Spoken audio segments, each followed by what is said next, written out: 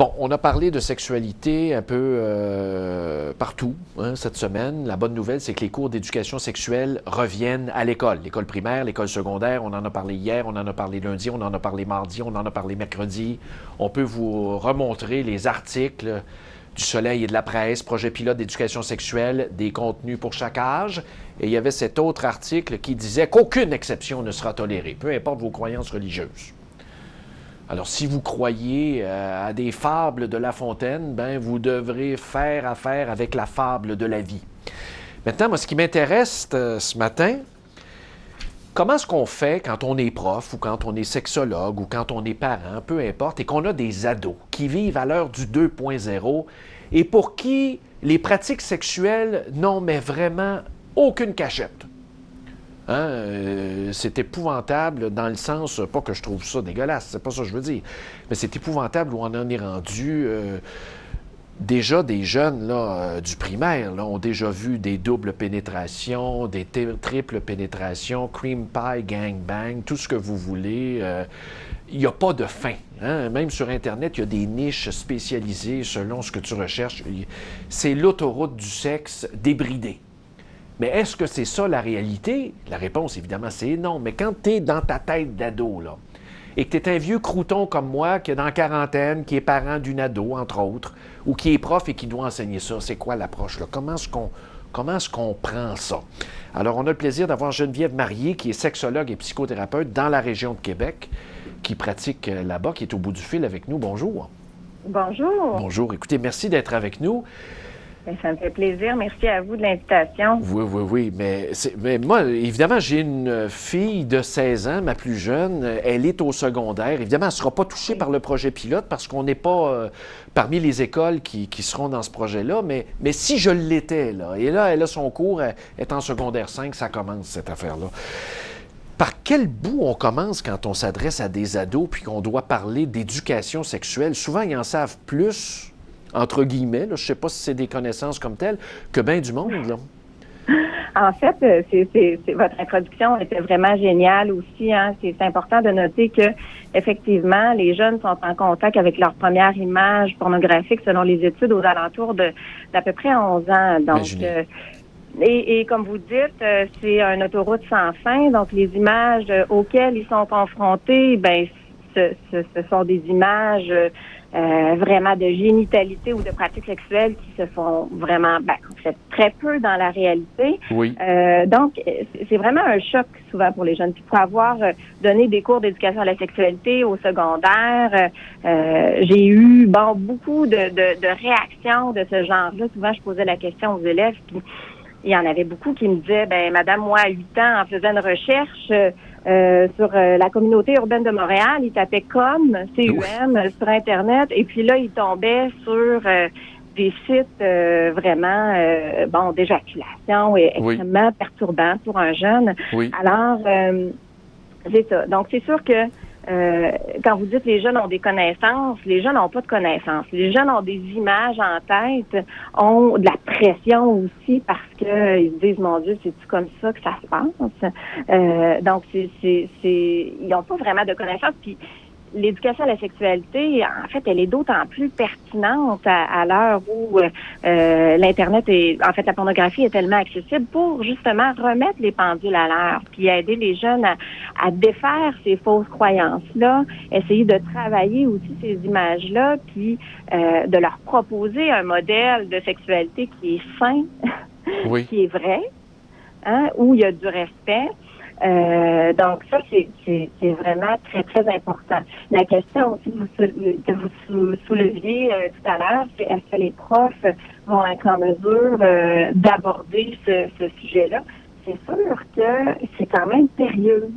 Il y a des profs qui peuvent être très à l'aise, mais des fois, il y a des dérapages. Il faut être capable, en mesure de récupérer ces dérapages-là, parce qu'il y a un jeune qui peut dire, moi, madame, j'ai vu ça, je suis allée sur Internet, j'ai vu une scène de zoophilie parce que, il y a rien, comme vous dites, qui est légiféré. Donc, ils peuvent trouver n'importe quoi. Oui. Et il faut que le prof soit en mesure d'accueillir ça et de le récupérer aussi en classe. Mais là, l'autre inquiétude, puis on en parlait hier avec un de vos collègues aussi, parce que je voulais en parler à plusieurs reprises cette semaine.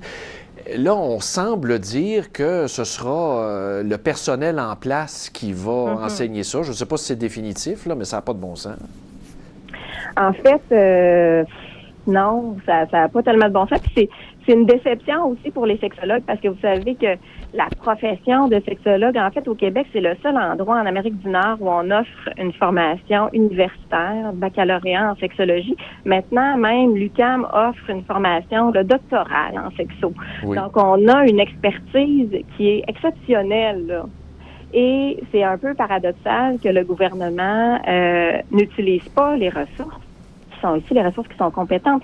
En fait, nous, on a des cours en animation, on a des cours en intervention de groupe, on apprend à monter un programme d'éducation à la sexualité qui répond aux besoins de la clientèle, on apprend à récupérer, on apprend à intervenir aussi en relation d'aide parce que ça arrive aussi quand en rencontre, mettons qu'on fait une animation sur la prévention des abus sexuels. Exact. Il y a une petite fille qui se met à pleurer, puis que ça lui est arrivé, donc comment on récupère ça?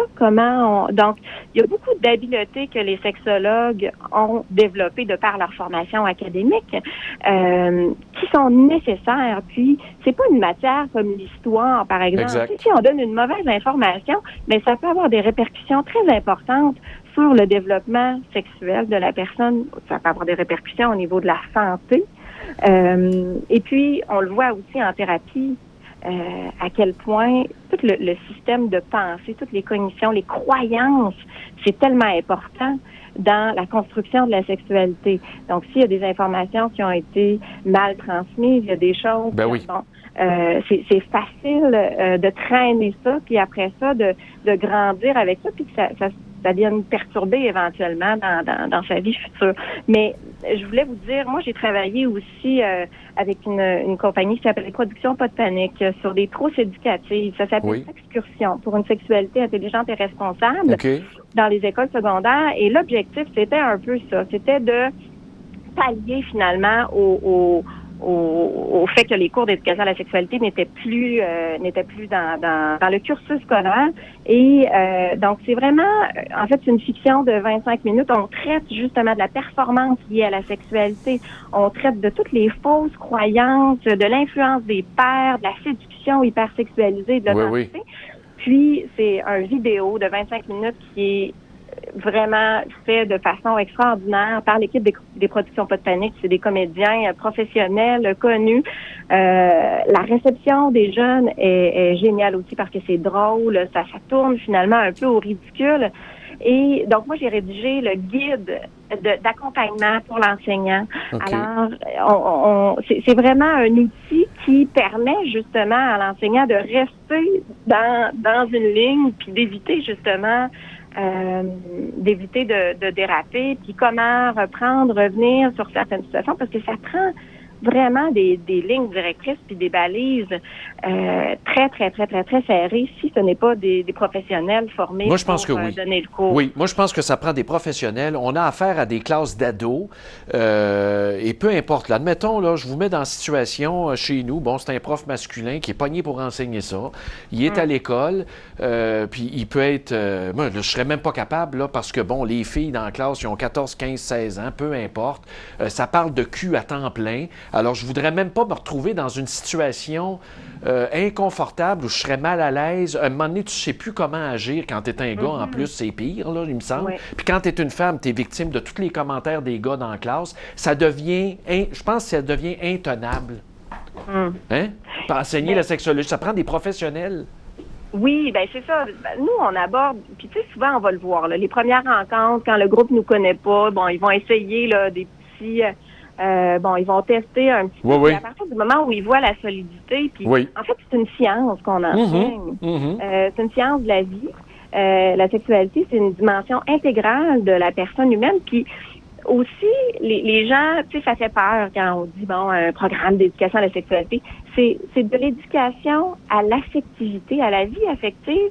c'est de l'éducation relationnelle. Il y a une grosse partie de notre travail aussi qui est au niveau du développement personnel. Ben oui. Donc, tu sais, la connaissance de soi, de ses valeurs, le respect, les limites.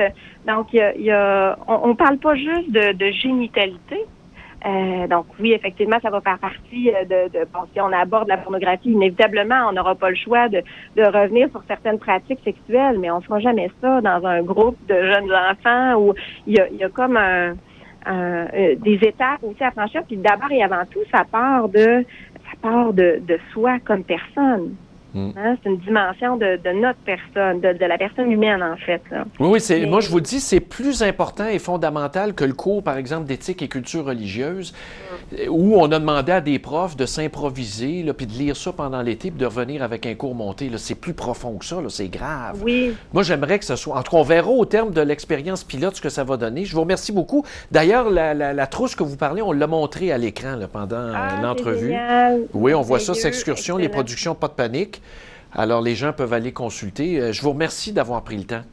Oui, ça me fait vraiment plaisir. Puis juste aussi, vous soulignez aussi qu'il y a une équipe aussi qui s'appelle Sexologue en ligne.com, qui sont tous des sexologues formés, membres de l'ordre professionnel, aussi des sexologues du Québec, qui peuvent aider certaines commissions scolaires, écoles qui veulent avoir un meilleur encadrement. Donc, il y a des ressources